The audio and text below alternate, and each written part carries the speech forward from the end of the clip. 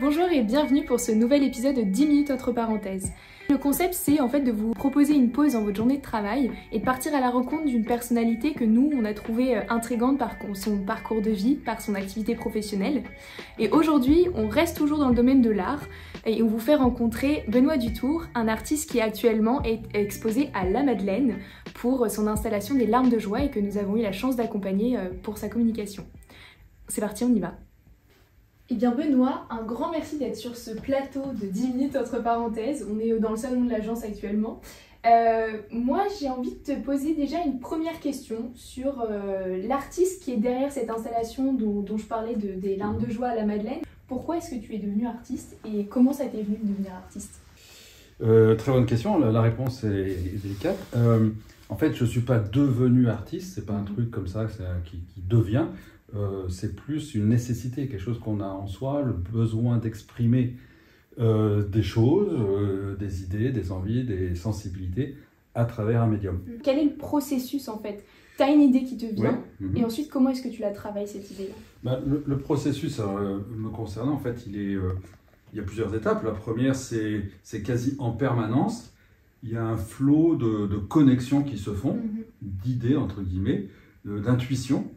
Et là, c'est littéralement en permanence, c'est plusieurs fois par jour. Bon. Donc ça en est même fatigant, quoi. Ah non, mais c'est pas du tout, oui, c'est pas confortable. Hein. Ouais. C'est pas du tout confortable. Parce qu'il y a ce genre d'intuitions qui viennent en permanence. Moi, ma méthode, c'est de les noter, par peur de les perdre ou de les oublier plus tard. Et donc, j'accumule tout ça gentiment. Et de temps en temps, plusieurs fois par an, je prends le temps de tout relire, de faire le tri, d'éliminer, de structurer, de hiérarchiser, de peut-être parfois même faire d'autres connexions, d'autres inspirations, et ensuite de décider de mettre en œuvre une ou plusieurs de ces idées. Et là, c'est un autre process qui est là aussi qui est assez laborieux, hein, c'est qu'il faut trouver justement le meilleur support, le meilleur médium, soit à l'atelier seul, soit avec d'autres, et ensuite s'assurer que c'est parfait, que ça répond vraiment au cahier des charges ou l'intuition que j'avais au départ.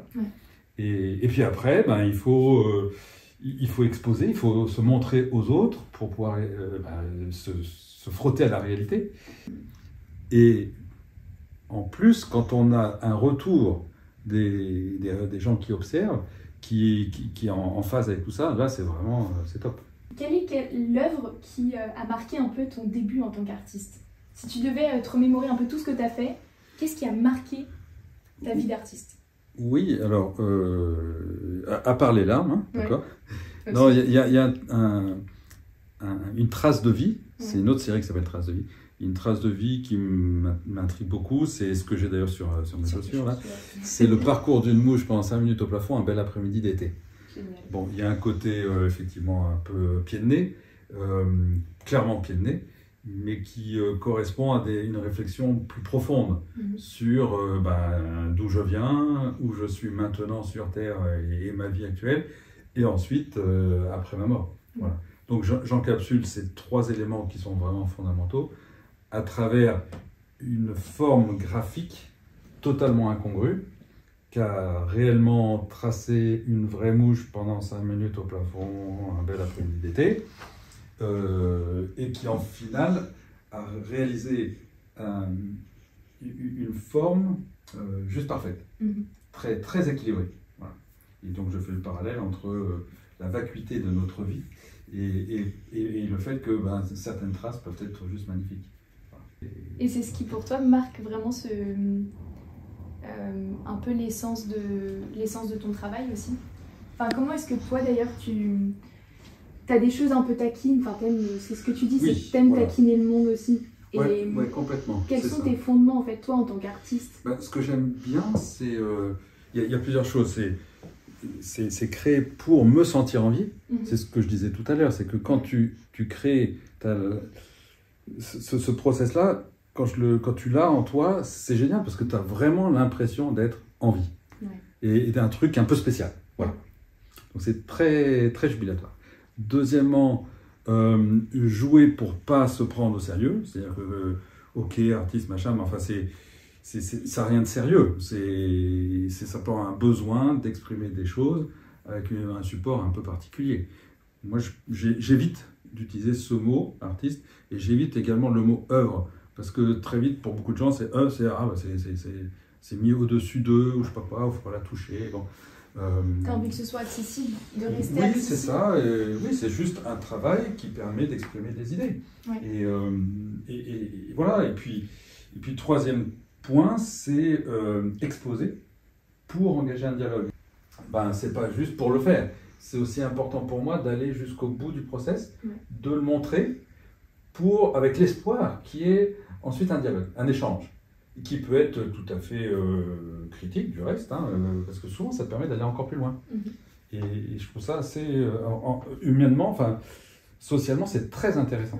Et j'aime beaucoup le faire. On va peut-être voir ton travail du coup, parce que là tu nous as donné un bel aperçu. Donc on y va, on va aller. Ouais. C'est parti. Et bien ça y est, on est, alors pas dans ton atelier, parce que si c'était ton atelier, on aurait un très très beau terrain de jeu face à nous. Mais où est-ce qu'on est, Benoît? Écoute, oui, ça serait bien que ce soit mon atelier, j'aimerais beaucoup, ça serait très sympa. Ce serait sympa. Dur à chauffer, mais sympa. Là, on est au cœur de l'église de la Madeleine. Et ben, pourquoi on y est au cœur en fait? Et pourquoi, voilà. Alors on est plutôt sur l'orgue là actuellement. Voilà, on est, je sais pas, à 15 mètres de haut là, à peu près. Donc là, on est devant une installation assez monumentale, une centaine de larmes sur 35 mètres de haut, qui vont donc de l'oculus central jusqu'au sol. Qu'est-ce que ça fait toi en tant qu'artiste d'avoir eu le droit d'installer quelque chose dans cet espace qui est assez monumental, hein, un espace qui est assez atypique, parce qu'il y a peu d'artistes qui peuvent s'exprimer autant dans une surface aussi importante. Donc qu'est-ce que ça, toi en tant qu'artiste, qu'est-ce que ça te fait, qu'est-ce que ça te procure, et quelle est un peu l'intuition que tu as eue par rapport à cet espace aussi? Oui, alors il y a deux éléments. Déjà, il y a la partie qu'est-ce que ça m'a fait. C'est assez grisant. C'est stressant aussi parce que tu n'es pas sûr de faire un travail à la hauteur de la beauté de ce volume. Et ouais, non, vraiment, de rajouter quelque chose dans un espace aussi beau, chargé d'histoire, avec des statues mais vraiment incroyables. C'est un défi parce qu'on dit il faut être à la hauteur, donc c'est pas évident. Et puis quand on voit que le résultat est en fait plus sympa, plus joli que ce que tu avais imaginé au départ, ça va, on se dit ça va, on a fait le job, voilà. Et pourquoi tu l'as installé au centre et pas justement sur les côtés? Parce que c'est vrai que j'aurais pu le mettre ailleurs. Ce qui m'a frappé en essayant de m'approprier cette église, par rapport au cahier des charges, qui était de travailler sur le mystère de la Nativité, c'est précisément que l'ensemble des surfaces étaient déjà très occupées, très bien mises en valeur par d'autres artistes. Donc, par contre, le volume, l'espace, qui est imposant, lui était vide. Donc, je suis parti de ce constat et voyant qu'en plus, il n'y avait que 3 oculus, il n'y a que 3 points de lumière. Hein. Il n'y a pas de vitraux latéraux. C'est intéressant de travailler aussi sur cette absence de lumière. Et si on le met en plus au milieu, comme la problématique de la nativité est centrale dans la vie liturgique, ça avait encore plus de sens de mettre tout ça au plein milieu. Et tu as parlé justement de ces larmes de joie. Donc au début c'était une œuvre à part entière. Et comment est-ce que tu l'as modélisé dans cette composition? Oui, c'est vrai que ça permet avec une installation un peu plus monumentale, avec un volume plus important, c'est vrai que ça permet d'aller plus loin sur ce travail. Hein. Et ça, c'est assez intéressant, c'est-à-dire qu'il y a une identité propre à l'installation en tant que telle, au-delà de chaque larme individuelle. Et ça, c'est une expérience assez nouvelle, assez intéressante. J'ai déjà fait des installations type Nuit Blanche, par exemple, en face de Notre-Dame, ou bien Place des Vosges. Donc ça, c'est intéressant, parce qu'on s'approprie des espaces publics. Mais en termes de quantité, on était sur 30 à 40 larmes. Là, on est sur une installation beaucoup plus massive. Et ça lui donne, là c'est la plus grande et ça donne, ça ouvre à des perspectives très intéressantes, des envies nouvelles, voilà, des projets nouveaux. Et ben en tout cas merci beaucoup parce que Avec grand plaisir. Parce que voilà, on a vu un peu sur tous tes réseaux, sur ton LinkedIn, là je fais de la pub pour ton Instagram, Benoît Dutour-art, que voilà, tu parlais de cette installation, mais à titre plus symbolique, qu'est-ce qu'elle symbolisait.